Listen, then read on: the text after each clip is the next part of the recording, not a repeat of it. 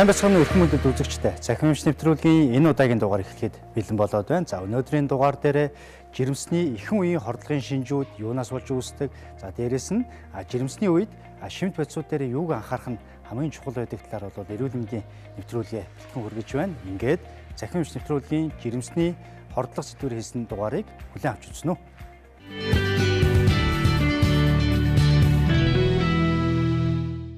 Цахим Эмч нэвтрүүлэг эхэлж байна. За энэ удаагийн дугаар дээрээ жирэмсэн эмэгтэйчүүдийн хоол шимт хичээлтэй холбоотой мэдээлэл. За тэнд дундаа бас жирэмсний эхэн үеийн хордлогын талаар бол бас мэдээллүүд өгөхөөр бэлдсэн байгаа. Гэхдээ энэ эсхийн маань зочингоор бол ээж, залуу ээж сураа маань хүрэлцэн ирсэн байгаа.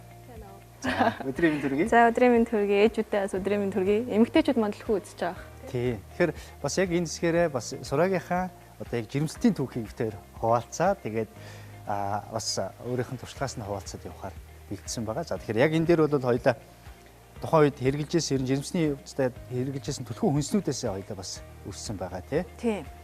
Ерөнхийдөө бол яг л гол төлөв эдгээр хүнснүүдийг хэрэглэдэг байсан. За тэгэхээр нөгөө анх яаж жирэмсэн басан талаас яриа гэж бодлоо. Одоо сураа маань ер нь хэдэн хүүхэдтэй вэ? Би 3 хүүхэдтэй. За хэдэн удаа жирэмсэлтэй?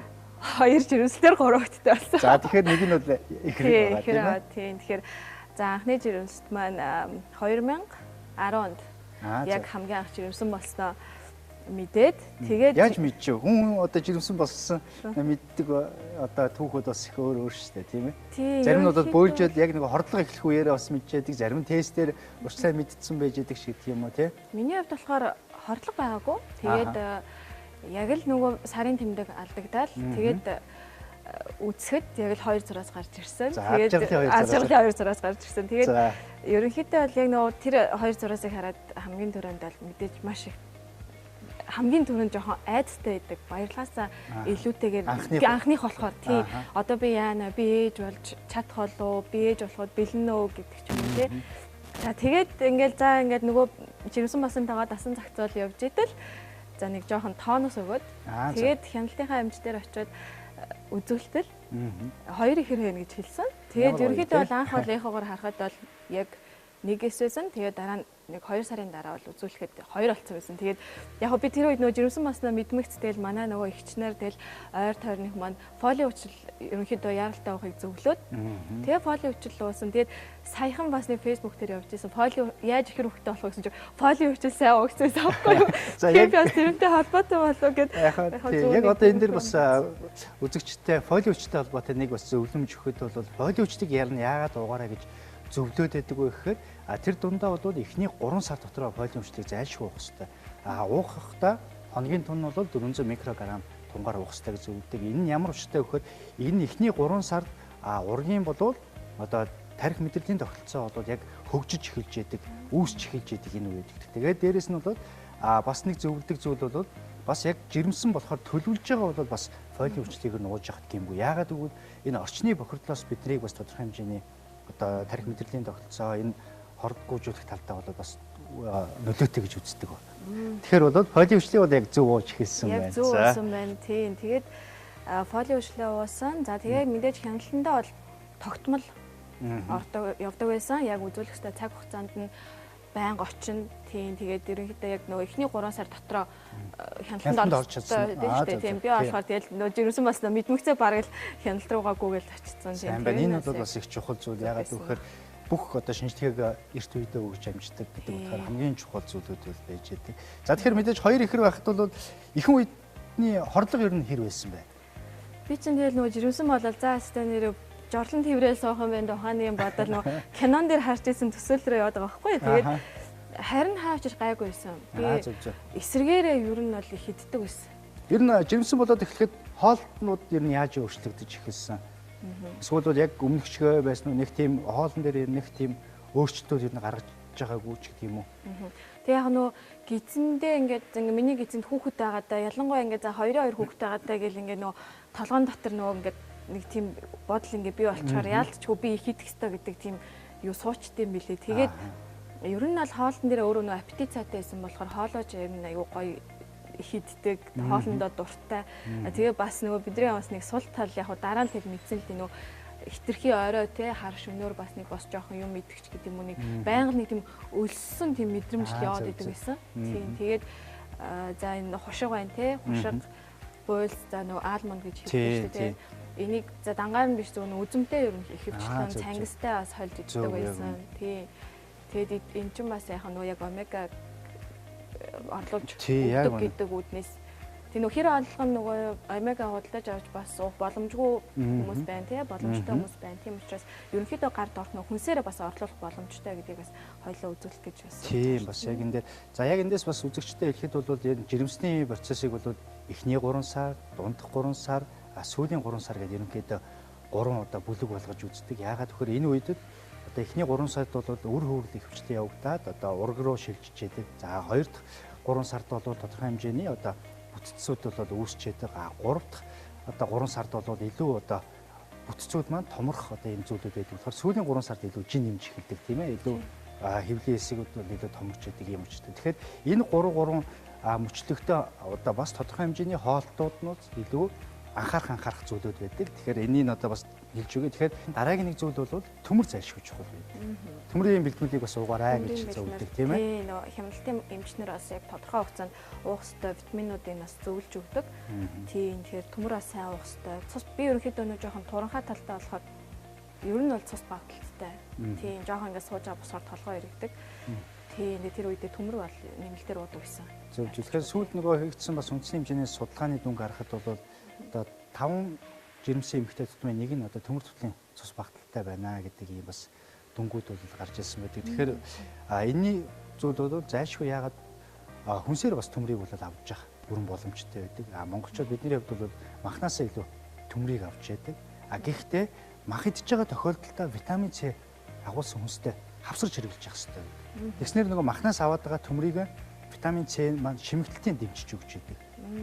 Мах идчихэд цай уух юм бол нөгөө махнаас авах төмрийн шимэгдэлтийг одоо дарангуульчдаг гэсэн үг. Тийм үү. Бид нар чинь тэгэл хоол идчихэл араас нь цай уух. Тийм. Тэгэхээр бол яг махан хүнснээс одоо төмрийг авах гэж байгаа. Эсвэл бол одоо төмрийн бэлтгэлийг нэмэлтээр ууж байгаа бол цайгаар даруулж ууж болдоггүй. Харин витамин С агуулсан одоо ийм жүржин шүүсч байдаг юм уу те С гэсэн ийм зүйлүүдээр даруулж явах нь бол энэ төмрийн шимэгдэлтийг бол дэмжиж өгч байдаг. За тэгэхээр бол энэ хоёр зүйл бол эхний 3 сард бол зайлшгүй хэрэглэх одоо анхаарч явах хэрэгтэй хоёр зүйлүүд бол байж байгаа. За банан.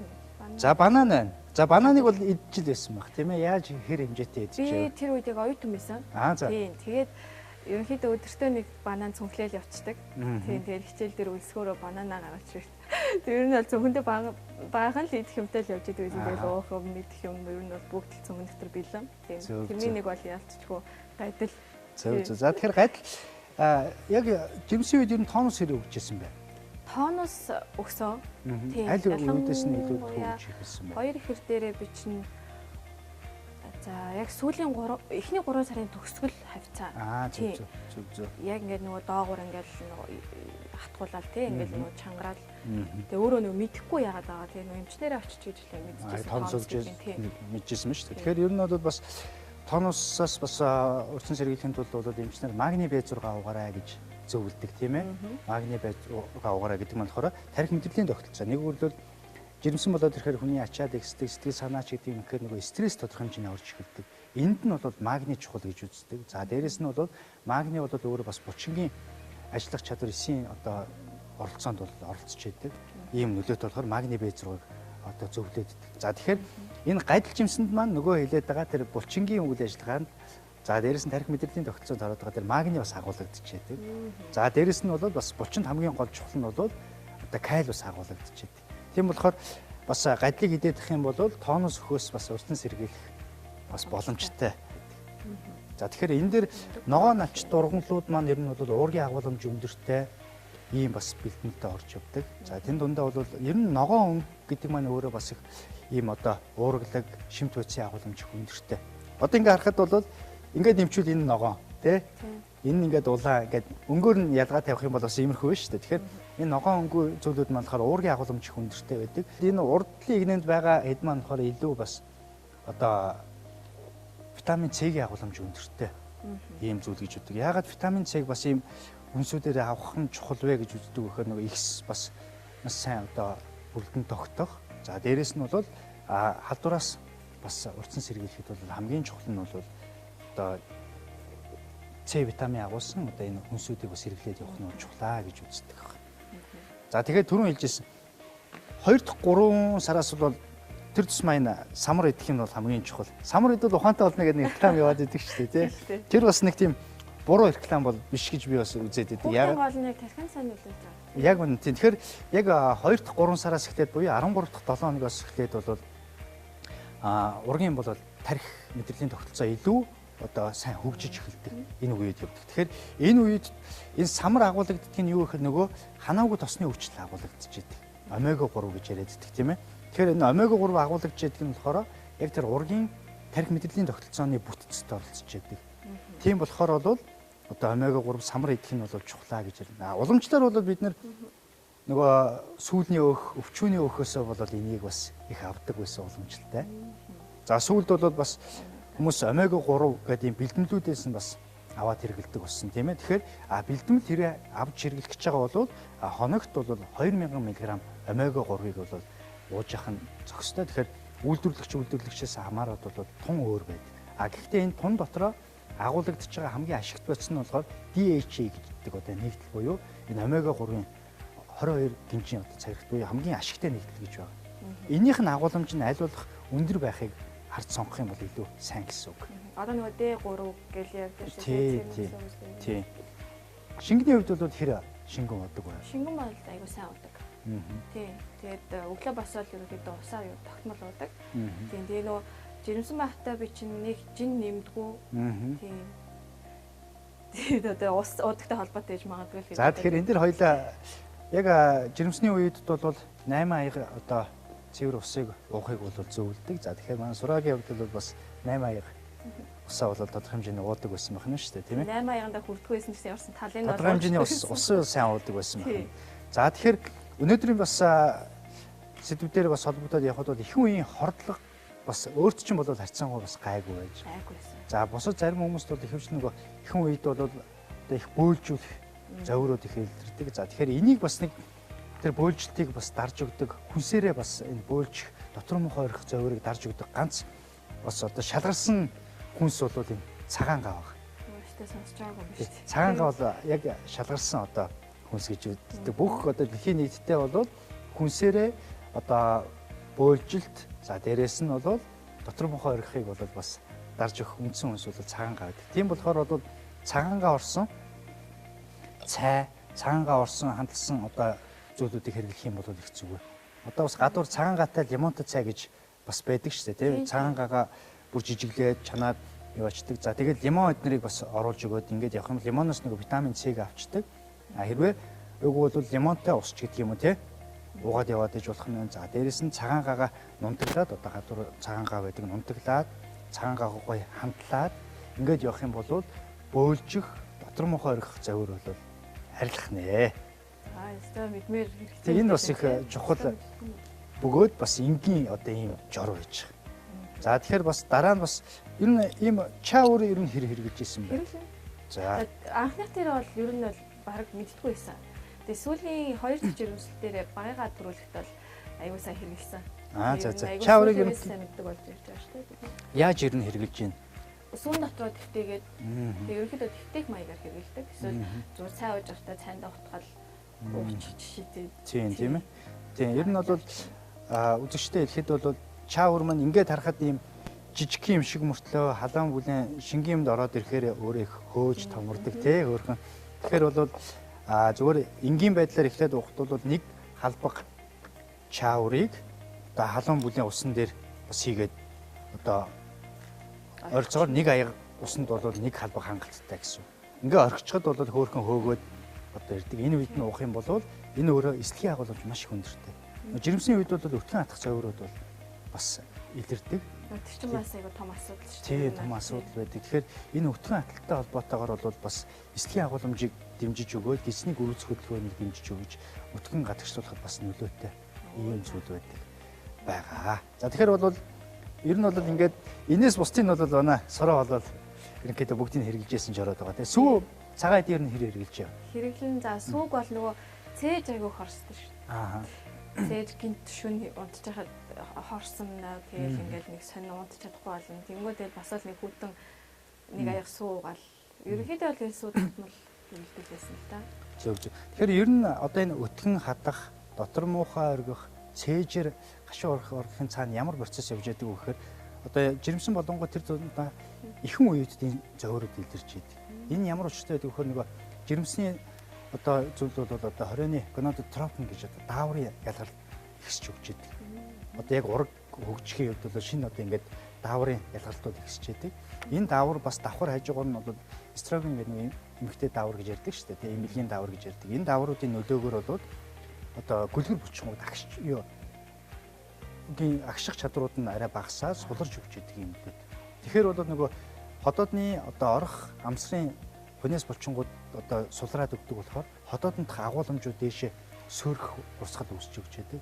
Тийм болохоор нөгөө ходоодны хүчлэг чанар жоохон дээшээ сөргөөд ирэхээр улаан улаа тал руу сөргөөд ирэхээр цээжээр гашуу өргөх нөгөө зөөрүүд маань бас энтэй холбоотой байдаг.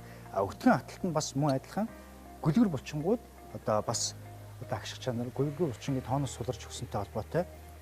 Гүлгэр булчингийн агших чанарууд гүрэлц хөдөлгөөн буурсантай холбоотой бас үүсч идэг байна. Энэ зүйлүүд бол цаанаа бол дааврын өөрчлөлттэй байх нь байна. За ингээд энэ болохоор эхний 3 сарын дотор бол цаашаа засагтаад явж идэг ийм физиологийн зүйл байх нэ гэсэн. Тэр чинь нөгөө цээж хорсохоор за дайх ихтэй өгт гарах нь дээ гэж хэлдэг шүү дээ. Тэгэхээр энэ бол дайх ихтэй буруутай багтай дайх гэхээс илүүтэйгээр ерөөсөө тэр дааврын өөрчлөлийн нөлөөгөөр булчингийн тооноос суларсантай одоо холбоотой үүсч идэг ийм одоо шинжүүд байх юм шүү. Тийм. Тэгээд сүүлийн 3 сард бол аль болох түлхүү энэ нөгөө кальцийн агуулмжтай одоо сүүсийн бүтээгдэхүүнүүд түлхүү хэрэглэж явах хэрэгтэй. Дээрэс нь витамин D-г хавсарч хэрэглэх илүү зохистой. Витамин D-гийн хувьд сургийн хувьд ер нь нэмэлтээр авч явуу яаж хэрэглэдэг байсан? За бас л сүүлийн хүүхдүүдээр. Зөв. Анхных дээр одоо 8 жилийн өмнө 9 жилийн өмнө мэддэггүй байлаа шүү дээ баг. Тэгээ сүүлд ингээд бид нар ч гэсэн тийм ээ манай одоо улсын нөгөө одоо цаг одоо нэг орчны тий газар зүүн байршлаас хамаарат ерөнхийдөө дээ авах зайлшгүй нөгөө шаардлагатай учраас гээд ерөнхийдөө бол дээ нэмэлтээр хүүхдүүдэд ч гэсэн өгдөг болсон. Тийм. Яг зөв. Тэгэхээр бол D витамин дээр бас нэг тунгийн асуудал их яригдчих эхэлдэг. Энэ дээр яхад бол ер нь бас үзэгчтэй гэдэг хэлэхэд бол бага насны хүүхдүүд бол хоногт 400 олонсын нэгж D витаминыг хүний бие авч явах хэрэгтэй байдаг. Хоногт нь л авч явах нь хамгийн зөвхөстэй. Тэгэхээр бол эндээс ялах хүүхдүүд бол энэ яг бол Монгол улсын эрүүл мэндийн сайдын одоо 2017 оны А74 дугаар тушаалаар батлагдсан одоо хоногт өгөхтэй зөвлөмж хэмжээнүүд байна. Яг Монгол хүмүүст. Тэгэхээр бол ялах хүүхдүүд бол одоо 0-аас 12 сард бол 400 олонсын нэгж D витаминыг өгч явах хэрэгтэй байх нь. За өсвөр наснд бол жоохон нэмэгдээ 600 хүртэл бол өгж явах нь. За өнөөдрийн одоо жирэмсэн болон хөхүүл эмэгтэйчүүд нь болохоор 600-аас 800 дээдлэн ууж явах нь бол зохистой гэж үздэг.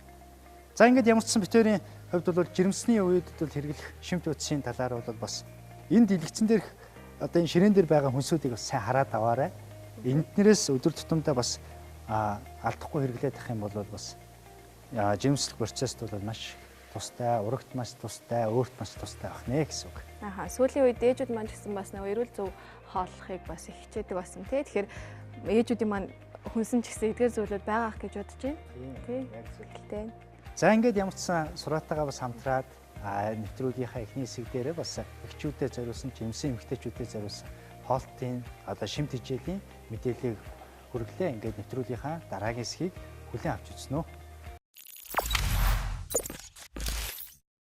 Цахим Эмч нэвтрүүлгийн ярилцлагын хэсэг үгээр эхэлж байна. За энэ хэсгтэрээ жирэмсний хордлогын талаар ярилцахаар анагаахын шинжилгээ ухааны үндэсний их сургуулийн их барих эмэгтэйчүүд судлалын тэнхимийн багш, анагаах ухааны доктор, дэд профессор Янжин сүрэн багш хүрэлцэн ирсэн байгаа. За танд энэ өдрийн мэнд хүргье. За баярлалаа. Үзэгчтэй ч гэсэн энэ өдрийн мэндийг хүргэе. За тэгэхээр Янжин сүрэн багшаасаа бас тодруулаад үзэгчтэйгээ ярилцсан мэдээлэл өгөхөөр бол тань жирэмсний хордлогын талаар хоёулаа ярилцъя тийм ээ. Тэгэхээр бол хүн бол одоо яг жирэмсэн болохыг бол зарим хүмүүс бол хордлогынхаа шинжээр бол мэддэг тийм. Тэгэхээр ер нь энэ хордлого гэдэг цаана ерөнхийдөө ямар процессууд явж байгаа юм бол ямар өөрчлөлтүүд ер нь хүний биед өөрчлөлтүүд гарч эхлэх үү яг жирэмсний эхний үед.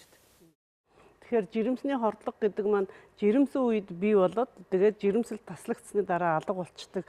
Энэ одоо шинж тэмдэг, завиур энэ юмнуудыг бол жирэмсний хордлого гэж байгаа. Тэгээ жирэмсний хордлогыг дотор нь хоёр хувааж үздэг. Жирэмсний эрт үеийн хордлого, хожим үеийн хордлого гэдэг. Тэгээ эрт үеийн хордлого гэдэг маань манайхан ерөнхийдөө хэлдэг бөөлжих шинж хамгийн их давамгай илэрдэг. Тэгээ энэ шинж тэмдэг бол жирэмсний нэг 4-5 сар хүртэл үргэлжилдэг. Манай эмэгтэйчүүд ингэдэг шүү дээ. Нэг хүүхэд хөдөлгөөр энэ 80-д алга болчихно гэж ярьдаг. Хожим хордлого гэдэг нь жирэмсний сүүлийн хагас буюу жирэмсний 5 сараас төртөл одоо үргэлжилж байгаа. Ихэвчлэн төрхийн өмнөх 2-3 сар тохиолддог. Энэ бас нэг эмнэл зүй өөр шинж тэмдгээр илэрдэг л дээ. Даралт ихсэх, хавгнах, шээсээр уург ялгарах гэх мэтчлэн. Тэгэхээр эхэн үеүүд бол хожим үеийн хордлого бол харьцангуй хоёр өөр бас ойлголттой байх юм. Тий, өөр ойлголт тий. Тэгэхээр яг энэ эхэн үеийн хордлогын шинж илэрж байгаа энэ үед эмэгтэй одоо их хүний үед бол бие махбодд ер нь ямар өөрчлөлтүүд гарч байгаа болоод энэ хордлогын шинжүүд ер нь илрээд идэв юм бол. Тэгэхээр жирэмсэн болно гэдэг маань физиологийн одоо асар их өөрчлөлт биед явагдчихэдэг. Эмэгтэй хүний биед бол сар болгон өндгөвч нэг ширхэг өндгийс боловсрдог. Тэгэхээр жирэмсэн болонгууд л бол дараагийн өндгийс боловсрохоо байцдаг. Ингээд зөвхөн тэр нөгөө умайд одоо биднийхаар бол умай гэж ирдэг. Манай эмэгтэйчүүд сав гэж ирдэг. Савнд байгаа үр хөврөлийнхөө хөгжлийг одоо хангахын тулд умай гадны зочрлоос хамгаалах, агшилтгүй байлгах, цусан хангамжийг сайжруулах энэ чиглэгдээд өндгөвчөнд шинээр өндгийс боловсрохоо байцдаг. Өндгөвчөнд өндгийс боловсрно гэдэг маань бол биед эмэгтэй хүний биед мөчлөгтэйгээр одоо дааврын өөрчлөлт явагдаж байна шүү дээ. Тэгэхээр жирэмсэн болонгууд энэ өөрчлөлт явагдахаа байцдаг. Шинээр харин нөгөө үр хөврөлийн цаашдын хөгжил зориулсан ийм процессууд явагдаад энд нь тухайн одоо эмэгтэй эрүүл мэндийн байдал, сэтгэл санааны байдал, удам зүй маш олон шалтгаантайгаар бол одоо тэр жирэмсний хордлогын шинж тэмдгүүд зарим хүнд бол илэрдэг. За нийт жирэмсэн эмэгтэйчүүдийн нэг 5-6% нь бол энэ хордлогын шинж тэмдэг, эрт үеийн хордлогын шинж тэмдэг илэрдэг гэж үздэг. Зөв. Тэгэхээр ер нь бол энэ эрт үеийн хордлого бол бас цаана бол дааврын тогтолцооны өөрчлөлтүүдтэй холбоотой. Тэрнтэй бол ихээхэн холбоотой. Тийм учраас яг гэхээр тэр жирэмсэнтэй холбоотой үүсэж байгаа дааварт одоо хит мэдрэгээс болоод зарим эмэгтэйчүүд жирэмсэн болонгуудаа жигтэйх их одоо хоолныхын дуршил нэмэгдээл тий жигтэйх хийдэл унтаал нэг сайхан тайван болчдөг.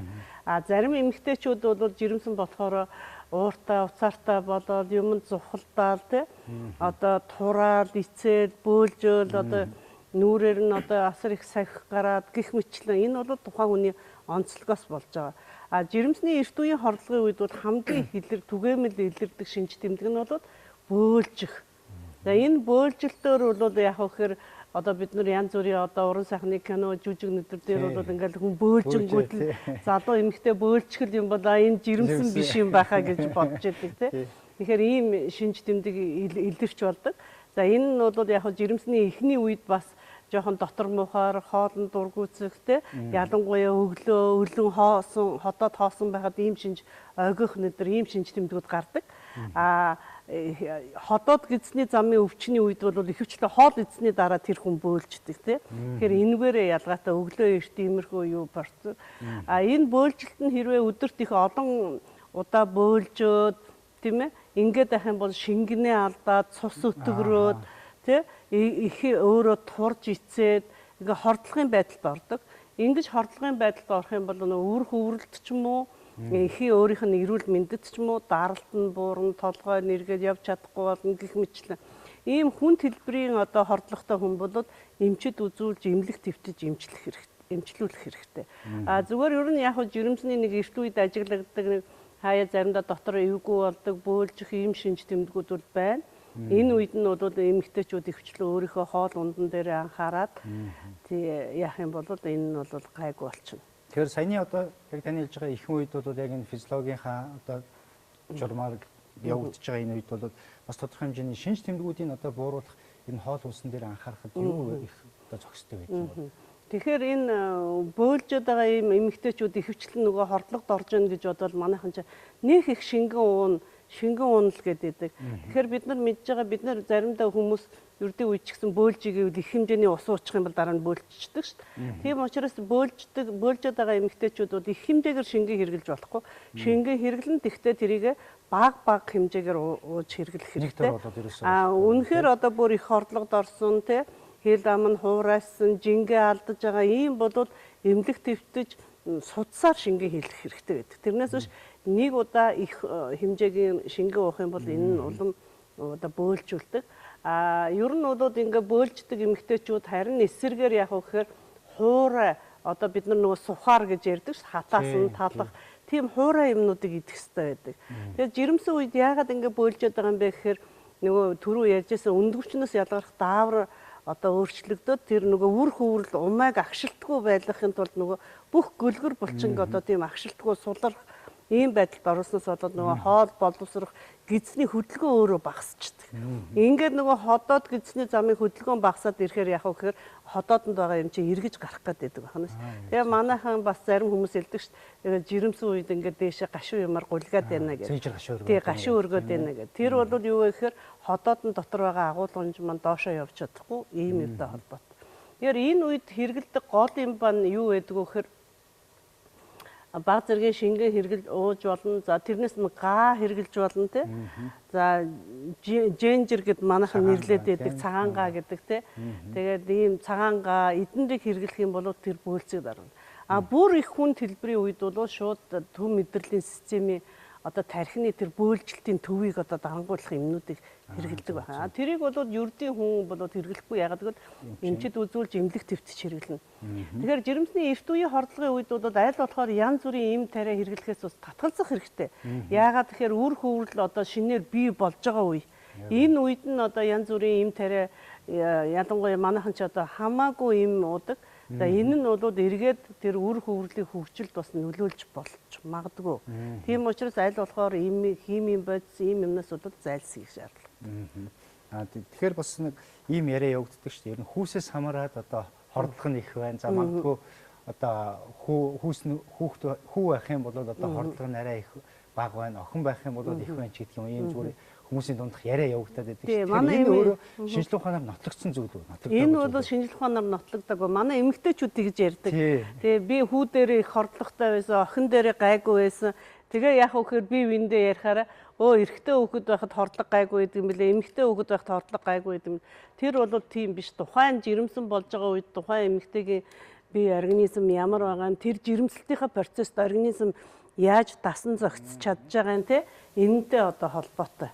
Зөв. Тэгэхээр ер нь бол энэ эхэн үеийн яг энэ зүйл гэдэг бол одоо бие махбодын дасан зохицох процессын үед илэрж байгаа одоо шинж тэмдэг гэж байна. Яг энийг бол хоёр янзаар ойлгох хэрэгтэй. Нэгдүгээрт нь тэр бөөлжин гэдэг жирэмсний эхний хагас бөөлжөд байна гэдэг маань нэгдүгээрт нь бол яг гэхээр жоохон дотор муухай болох, дотор бэлбэг нэг хоолны дургүй байх, юмны хоолны ялангуяа үнээр авч чадахгүй байх. Эдгээр нь зүгээр жирэмсний эхэн үеийн шинж тэмдэг. Өдөрт одоо 5-аас дээш удаа бөөлжөд, тогтмол бөөлжөд ингээд байх юм бол энэ жирэмсний хордлого болно. Тэгээ хүн хэлбэрийн хордлого одоо ингээд байн ингээд бөөлжөд байхаар яг гэхээр хүн эмэгтэй бол хамаг микро элементээ алдчихж байгаа хамгийн усалгаа алдчихж байгаа. Ингэснээс болоод яг гэхээр манайхан нөгөө шүрмэс татаад байна, гар хөл татаад байна гэдэг. Энэ бол кальц, калиумын дутагдалд орно. Улмаар яг гэхээр цус өтгөрнө. Ингээд эргэлдэх цусны хэмжээ багасна гэж ярьдаг. Энэтэй холбоотойгоор даралт нь буурна. Ингээд даралт нь багасгаар толгой нэргэх, дотор муухай болгох те ядрамтгай болох гэх мэтлэн шинж тэмдгүүд илэрдэг. Ийм үед бол одоо эмчээс зөвлөгөө авч эмнэлэгт эмчлүүлэх хэрэгтэй. За тэгэхээр манай үзэгчдэд бас яг жирэмсний эхэн үеийн шинж тэмдгүүд, за эхэн үеийн бас хордлогын талаар бас мэдээлэл өгсөн одоо Янжин Сүрэн багштай баярлалаа. Тэгээ таны бас ажил хөдөлмөрт өндөрөөс өндөр амжилтыг хүсье өргөё. За танай хамт олонд баярлалаа. За Цахим Эмч нэвтрүүлгийн ярилцлагын хэсэг өгөр өндөрлж байна. Нэвтрүүлгийнхаа дараагийн хэсгийг хүлээн авч үзнэ үү.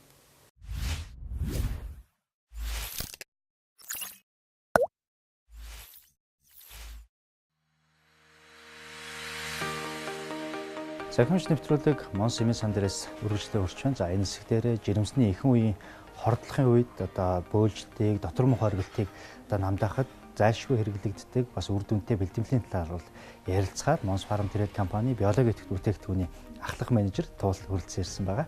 За Туулд энэ өдрийн мэнд хүргэе. Чам ч гэсэн энэ өдрийн мэнд хүргэе. За тэгэхээр өнөөдрийн хоёулангийн чинь ерөнхийдөө танилцуулах гэж байгаа зүйлүүд бол жирэмсэн эмэгтэйчүүд болон хөхүүл эхчүүдэд зориулсан бэлтгэмжүүдийг танилцуулах гэж байгаа тийм ээ. Тэгэхээр яг жирэмсний үеийн эхэн үеийн хордлогын үед бол их бөөлждөг, дотор муухай оргидаг маш их одоо хүн завирууд бол илэрж яадаг шүү дээ. Тэгэхээр энэ дэр хамгийн үр дүнтэй, ургамлын гаралтай судлагдсан ямар бэлтгэл вэ? За энэ удаа манай одоо Монс фарм трейдийн хамт олон маань одоо жирэмсэн ээжүүдтэй болон эхчүүдтэй мөн ирээдүйн бүтээгч бүсгүүчүүдтэй заруулаад маш голон одоо бүтээгдэхүүнүүдийг оруулж ирсэн. За үүн дотор болохоор зэрэг яг таны хэлдэг ерөөхдөө бас нөгөө одоо сүүлийн үед ерөнхийдөө ээжүүд маань маш их одоо хордлого тус өвтдөг болсон байгаа. Тэр маань болохоор маш олон шалтгаантайгаар үүсдэг тий. Тэр манай түрүү юм шийдэлж ярьсныг сонсоход бол тэгэхээр манайх яг энэ жирэмсний их үеийн одоо 7-оос 11 хоногтой тий яг энэ хоногуудын үед одоо илэрдэг шинж тэмдгүүд тэр огиулах дотор муухай оргих шинж тэмдгийн эсрэг одоо бүтээгдэхүүн оруулж ирсэн. Энэ бүтээгдэхүүн маань болохоор зэрэг нав солвит гэдэг. За энэ брэндүүдийг болохоор зэрэг манай хаанаас оруулж ирж байгаа гэхээр Сан Марино гэдэг Испанид иргэдэх одоо улсаас ер нь оруулж ирж байгаа. Тэгээ Европ чанарыг илэрхийлсэн ийм одоо бэлтгэлүүд байгаа. Тэгэхээр энэний үйлдэл одоо ямар үйлдэлтэй байна? Ямар одоо үр дүн гарах вэ? Яг энэ хордлогын үед хэрэглүүл. За тэгэхээр нав солвит гэдэг энэ бэлтгэлийн хувьд болохоор зэрэг гол найрлага нь болохоор зэрэг бидний нөгөө нэг сайн мэддэг цаангаа байж байгаа. За тэгэхээр энэ цаангааг одоо нөгөө шингийн хэлбэрт оруулсан, хаан хэлбэрт оруулсан. Тэгэхээр цаангаа маань өөрөө яадаг гэхээр яг нөгөө нэг одоо жирэмсний их үеийн нөгөө хордлогын одоо шинж тэмдэг чи өөрөө ерөөхдөө ямар шалтгаантайгаар үүсчихэд энэ хүний бие организм тэгэхээр ер нь бол нөгөө ходоод олон гидсний одоо гөрүүлзэх хөдөлгөөний үйл ажиллагааны алдаглаас үүсэлтэйгээр ерөөхдөө үүсчихэд. Тэгэхээр яг энэ үед одоо яадаг вэ гэхээр тэр ходоодонд одоо зайлшгүй шаардлагатай нөгөө рецептор гэж байдаг тийм ээ. Тэгэхээр тэр серотонин гэдэг нөгөө рецепторын одоо үйл ажиллагааг ерөөхдөө идэвхгүй одоо багасгаснараа л ерөөхдөө дарангуулснараа ерөөхдөө нөгөө бөөлжлтийн төвийг одоо дарангуулж өгдөг ийм одоо үндсэн үйлчлэг. За байгалийн гаралтай ургамлаар одоо бөөлжлтийг дарангуулж өгдөг. Тийм тэгэхээр бөөлжлтийн эсрэг гэсэн үг. За тэгэхээр энд бол үндсэн найрлага нь бол цагаан гааны шингэн хаанд байна. Цагаан гааны ерөөсөө шингэн хаанд тийм. Тэгээд нэмэлт одоо баяжуулагдаад ванилийн амттай дээрэс нь алюминий цугаар баяжуулсан байгаа. Тэгэхээр цагаан гаан маань өөрөө бас нэг уухад жоохон эсгэлүүн тийм нөгөө хурц амттай. Тэгэхээр эннийхээ бас нөгөө амтыг нь зөөлөж өгөөд ванилийн амт оруулсан. Дээрэс нь алюминий цугаар баяжуулагдсан байгаа. Тэгэхээр энийг болохоор зэрэг яг жирэмсэн их үеийн хордлогын шинж тэмдгийг бууруулж хэрэглэхээсээ гадна бас тий нэмэлт одоо бас үйлчлэгнүүдтэй цагаан манаар өөрөө бас яадаг вэ гэхээр нөө ходоод гидсний гөрүүлзэх хөдөлгөөнийг сайжруулад өгнө гэдэг маань ерөөдөө бас нөө жирэмсэн их үеийн хордлогын шинж тэмдгийг бас нэг хэлбэр болох өтгөн хаталт маш их явагддаг тий. Тэгэхээр зэрэг өтгөнийг гадагшлуулж өгдөг. Мөн дээрэс нь болохоор яаж юм гэхээр бас нөө жирэмсэн ээжүүд маань болохоор яг энэ гөрүүлзэх хөдөлгөөний удаашрсантай холбоотойгоор одоодны шүүрлэл маань бас ялгаралт багасдаг тийм ээ. Тэгэхээр нөгөө одоодны шүүрлийн хэмжээг нэмэгдүүлж өгсөнтэй холбоотойгоор хоол боловсруулах үйл ажиллагааг бас дэмжиж өгчдөг. Ийм бас давуу тал. За тэгэхээр энийг ер нь одоо яг их үеийн хордлогын шинжүүд илэрсэн үед нь хэрэглэх ёстой юу? Эсвэл илэрхээс өмнө бас ингээд урьдчилан сэргийлээд хэрэглэчихье гэдэг байдлаар жирэмсэн болсноо мэдэнгүүтээ хэрэглэх ёстой байдаг юм болоо. За ер нь бол яг нөгөө тухайн одоо их жирэмсэн боллоо гэдэг ерөөдөө хордлогын шинж тэмдгүүд илэрдэг шүү дээ. Ерөөдөө дотор муухай оргуулаад толгой эргээл те ерөөсө хоолонд үнээр авч чадахгүй. Болоод яг энэ үед угаасаа заашгүй шатлалаар хэрэглэхэд зориулагддаг ийм бүтээгдэхүүн байна. Тэгэхээр жирэмсэн үеийн ерөөсө хордлогын шинж тэмдэг танилцуулсан хэрэглэнэ л гэсэн. За тэгэхээр бол яг шинж тэмдгүүд эхлэнгүүд энэ одоо цагаан гааны хандыг бол хэрэглэх юм. Гэхдээ энийг одоо хэрэглэхийн тулд одоо өдөрт ямар туслаар яаж хэрэглүүл яг хамгийн зохистой хэмжээ тун хэмжээ болж явах вэ? За хэрэглэх заалтын хувьд болохоор ер нь бол 25 туслаар өдөрт 3 удаа хэрэглэгддэг байгаа. Энэ маань өөрөө ингээд нэг туслаар юу эсвэл усанд найруулах хэрэгтэй гэдэг үү? Үгүй шууд туслаар нь шууд ингээд яг 1 мл-ээр ингээд ууж хэрэглэн гэсэн. Энэ чинь өөрөө дотроо ингээд тусаагаар пипидтэй. Энэ өөрөө хэмжээс 1 мл байгаа. Тэгэхээр тухайн хүн 1 мл-ээр өдөрт 3 удаа ууж хэрэглэнэ л гэсэн үг. Тийм. Тэгэхээр энийг дүүртэн пипидгээрээ татаад 1 мл болох нь 1 мл болно. Тэгэхээр тэрийгэ өдөрт 3 удаа ууж хэрэглэнэ л гэсэн үг. Тэгэхээр 1 мл дагуулгадах туслын хэмжээ нь 25 тусал гэсэн. 25 туслаар өдөрт 3 удаа гэсэн заалт байж байгаа. Энийн агуулмжт бол цагаангаа бол бас бөөлжлтийг намдаах дотор муухай оргилтыг бол намжаадгаа хордлого дардгаа гэдэг чинь. Тэгэхээр энэ зүйл маань яг бас судлагдсан байдгийн болоо яг үр дүн хэр баталгаажсан байдгийн болоо. За тэгэхээр нав солвит маань өөрөө яг клиник судалгаагаар баталгаажсан юм бүтээгдэхүүн байж байгаа. Тэгэхээр нав солвит дээр маань болохоор 25-аас одоо 35 насны нийтдээ 25 эмэгтэй дээр бол судалгаа хийсэн байгаа. Энэ плацебо бүлэгтэй одоо хяналтын бүлэгтэй ерөөхдөө хамтарсан байдлаар. Тэгэхээр энэ дээр ямар үр дүнг үзүүлсэн бэ гэхээр энэ дээр гэхдээ ерөөхдөө 7-оос 11 мэдээлэлтэй 7 хоногтой одоо бүсгүүчүүлийг бол хамруулсан байгаа. Тэгэхэд яаж юм гэхээр эхний одоо 2 хоногт бол одоо одоо нөгөө нэг дотор муухай бөөлжлтийн шинж тэмдэг одоо 23%-аар буурсан тийм ээ. Тэгээд 5 дахь 7 хоног дээр болохоор 50%-аар буурсан. Мөн одоо 7 дахь 7 хоног дээр бол тухайн одоо бөөлжих дотор муухайлах шинж тэмдэг маань болохоор зэрэг 70 гаруй буюу бараг 80%-тайгаар буурсан ийм одоо үр дүнг үзүүлсэн. Тэгэхээр клиник судалгаагаар баталгаажсан юм бүтээгдэхүүн байна шүү. За тэгэхээр бол ямар ч гэсэн бол энэ бидний бол одоо үр дүн нь бол баталгаажсан юм байх нэ гэсэн. За тэгээд наав солимит дээр бас нэг анхааруулах зүйл юу гэхээр наав солимит маань өөрөө ерөөхдөө цүс хөөх бас үйлдэлтэй. Тийм учраас бас магадгүй одоо цэсний чулуутай ээжүүд байх юм бол та бүхэн маань одоо ерөөхдөө анхаарал болгоомжтой хэрэглэнэ үү гэж бас хэлмээр байна. Энэ бол тэгээд амтын хувьд амсаад үзэх бас их айтайхан амттай. Жирэмсэн ээжүүд ч бас нэг эвгүй хуурц өнөртэй ингэ авч чадахгүй болцсон үе байдаг. Тэгэхээр ерөөхдөө амт нь бас нэг зөөлрсөн уухад их таатай амттай. Тийм ээ. Гой шингэнсэн баг нөгөө ядарч байгаа хэрэгж байгаа сэрхээр хүртэл амттай шүү. Тийм, жуус нэг тий цагаан гананы жуусны амттай ч юм. За тэгвэл ямар ч сан энэ бол одоо бүүлчдэг дарах зовируудыг дарах нь. За энэ ямар үйлдэлтэй? За тэгэхээр салвит 9 сарын хувьд болохоор нөгөө нэг жирэмсэн ээжүүд маань заашгүй шаардлагатайгаар ерөөхдөө яг ургийн 1-9 сарын тэлтийн хугацаанд бол шин тижээлийг бол авч явах хэрэгтэй. Тэрийг болохоор хоол хүнснээсээ олон нэмэлт тижээлээр бол авах хэрэгтэй. Тэгэхээр жирэмсэн ээжүүдэд заашгүй шаардлагатай хэрэглэх шин тижээл гэж байдаг. Түүн дотор одоо нөгөө төрхийн хүндрэлээс сэргийлээд тийм ээ. Одоо ургийн гажгаас сэргийлээд хэрэглэгддэг. Поли өвчл, төмөр, тэгээд сайр, дээрэс нь мөн одоо антиоксидантуудыг тий олон төрлийн бэлтгэмжүүд байна тийм ээ. За тэгэхээр энд би бас харж байгаа энэ дээр төмрийн агуулмж байна, витамин С байна, магний байна, селен, витамин Е байна, фолиин хүчил байна. За тэгээд Д витаминууд байна. Йод бас байна тийм ээ. Йодын агуулмжтай. Тэгэхээр энэний тун хэмжээ нь хамгийн гол нь ямар тун хэмжээгээр энэ дээр одоо оруулж өгсөн байна? За тэгэхээр салвит 9 сарыг болохоор нөгөө ижил төстэй бүтээгдэхүүнүүдийн хаас онцлог давуу тал нь гэх юм бол тухайн бүтээгдэхүүн маань өдөр тутмын одоо зохистой тунгаар агуулгадах поли өвчлийг одоо 800 микрограммаар агуулсан. Манай бүтээгдэхүүн бас нэг онцлог нь гэхээр Д витаминыг өндөр тунгаар агуулж өгс. Д витаминыг хангалттай хэмжээгээр авч чаддаггүй бол салвит 9 сард тухайн ээж болон урагт хэрэгтэй Д витаминыг маань 800 микрограммаар одоо 800 олон улсын нэгжээр бол агуулж өгсөн гэдгээрээ давуу талтай байгаа шүү. За тэгээд дээрэс нь мөн нөгөө кальц агуулаагүй.